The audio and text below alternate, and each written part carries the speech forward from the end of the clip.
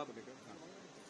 देखिए, पिछले चंद हफ्तों से जो स्टेटमेंट्स महाराष्ट्र के सरकार के मिनिस्टर्स और चीफ मिनिस्टर तरफ से आ रहे हैं उसको देखने की जरूरत है। और सबसे बड़ा प्रोवोकेशन तो वो सत्ता में है, गवर्नमेंट में है, और गवर्नमेंट प्रोवोकेटिव स्टेटमेंट्स दे रही है।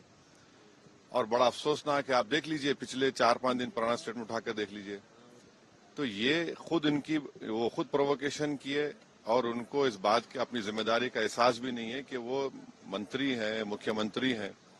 और दूसरी बात यह है कि आपने कई तस्वीर किसी बादशाह के बनाकर जलाए पूरे महाराष्ट्र में, कोई रिएक्शन नहीं हुआ, तो आपको तकलीफ हो गई। तो आपने क्या किया कि कुरान की जो आयतें हैं, जो वर्सेस हैं कुरान के, जो एक कपड़े पर लिखी जाती हैं, उसको आपने जलाया। और जब ये हरकत हो रही थी तो उसी वक्त जाकर मुकामी वहां के जो मुसलमान और हिंदू लोग थे, जाकर कंप्लेन की डीसीपी को कि इसको रुकवाइए। देखिए, ये जो कपड़ा है जिसपे कुरान करीम के आयतें लिखी हैं, वर्सेस लिखी है, मत करिए। जलाया गया, एक्शन नहीं लिए।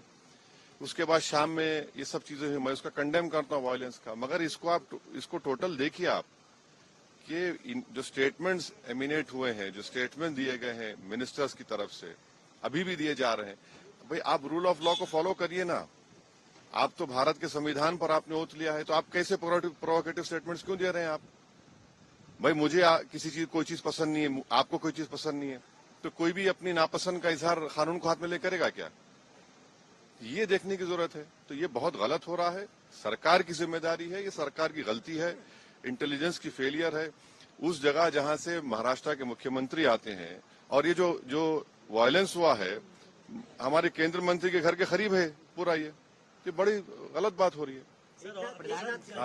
अब हो गया। सर, फडणवीस साहब ने कहा है कि ये बहुत रिग्रेटेबल है, बहुत दुख की बात है कि स्टेट एक्सचेकर से औरंगजेब के कब्र की देखभाल करनी पड़ती है।